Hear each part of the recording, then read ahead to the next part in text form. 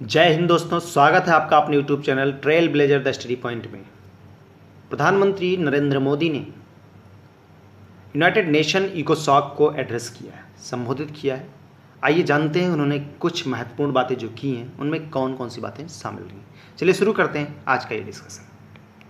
प्रधानमंत्री नरेंद्र मोदी ने शुक्रवार को यानी अभी आज ही के दिन संयुक्त राष्ट्र आर्थिक एवं सामाजिक परिषद यानी इकोसॉक इकोनॉमिक एंड सोशल काउंसिल के सत्र को संबोधित करते हुए भारत की नीतियों को दुनिया के सामने प्रस्तुत किया।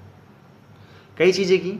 एक तो अपनी सरकार के विकास कार्यों का उल्लेख करने के साथ ही दुनिया में भारत के योगदान का भी उल्लेख किया कि दुनिया के लिए भारत ने क्या क्या किया। और साथ ही उन्होंने ये भी बताया कि अंतर्राष्ट्रीय मंच से सभी वैश्विक ताकतों से आग्रह किया कि बहुराष्ट्रीय एजेंसियों, जितनी भी मल्टीनेशनल एजेंसीज हैं जैसे यूनाइटेड नेशन, इकोसॉक, WTO, इन सब के मौजूदा स्वरूप में बदलाव में अब देरी नहीं की जानी चाहिए जहाँ जहाँ इसकी जरूरत है।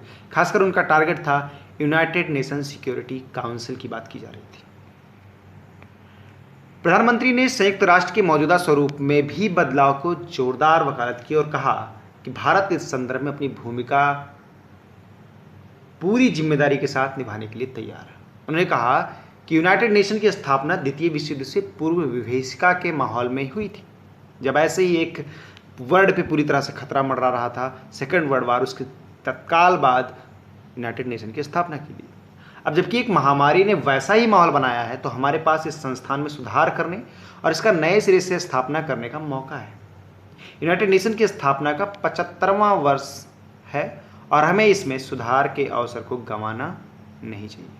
तो प्रधानमंत्री ने यहाँ पर यूनाइटेड नेशन सिक्योरिटी काउंसिल में अपनी भूमिका को लेकर के पुरजोर सिफारिश की, पुरजोर समर्थन किया कि भारत को सिक्योरिटी काउंसिल में मेंबरशिप मिलनी चाहिए। इसके लिए उन्होंने एक रिफॉर्म करने की बात कही।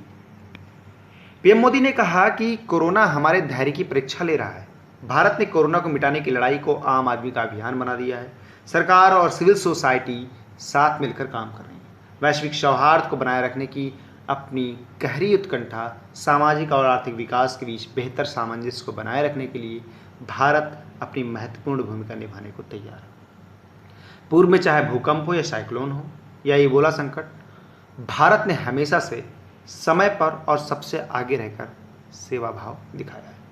ये बात सच है कि वसुधैव कुटुंबकम को फॉलो करने वाली इस कंट्री ने हमेशा से आगे बढ़ चढ़ के वैश्विक पटल पर पहल की है।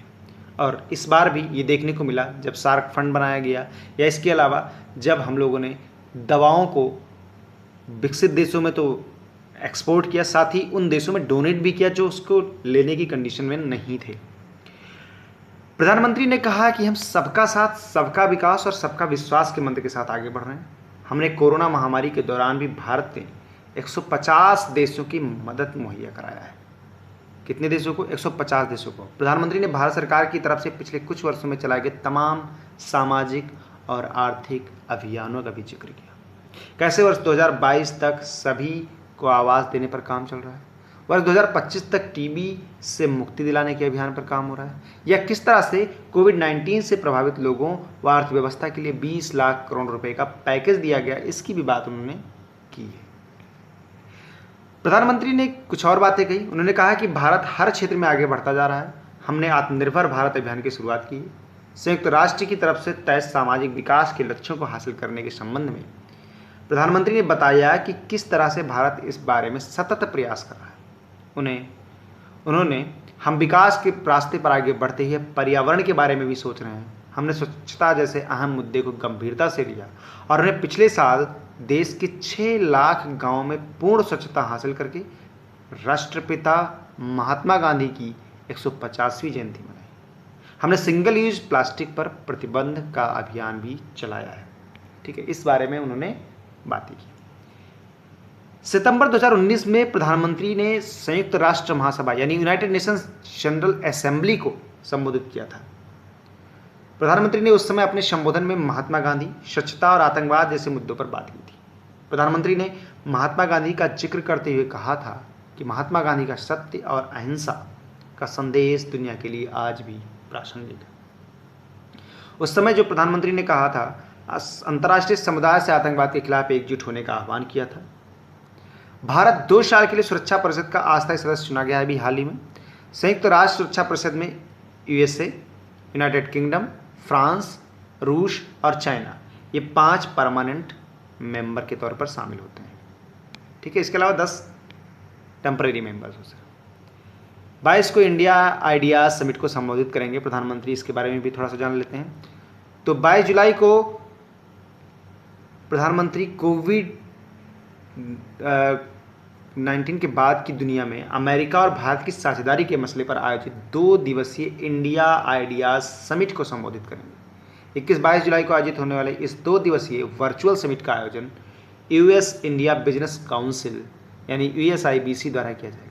समिट को संबोधित करने वालों में अमेरिका के विदेश मंत्री माइक पोम्पियो, भारत के विदेश मंत्री एस जयशंकर, वित्त मंत्री निर्मला सीतारमण, वाणिज्य एवं उद्योग मंत्री पीयूष गोयल, अमेरिका के स्वास्थ्य एवं मानव सेवा विभाग के उप मंत्री एरिक हैगन समेत कई अन्य हस्तियां भी शामिल होंगी। तो 22 को इंडिया आइडियाज समिट होगी 21-22 जुलाई को, तो उस पर भी हम लोग जल्दी वीडियो लेकर आएंगे। आई होप आप लोगों को इसमें कुछ सीखने को मिला होगा। वीडियो अच्छा लगे तो इसे लाइक करें, अपने फीडबैक कमेंट बॉक्स में ज़रूर दें, वीडियो को ज़्यादा से ज़्यादा शेयर करें। साथ ही जिन लोगों ने अब तक चैनल को सब्सक्राइब नहीं किया है या जो लोग चैनल पर नए हैं वो लोग इस चैनल को सब्सक्राइब कर लें। साथ ही बेल आइकन को जरूर प्रेस कर दें जिससे आने वाली वीडियोज़ की नोटिफिकेशन आप तक पहुँचती रहे। Thank you, thanks for watching. जय हिंद।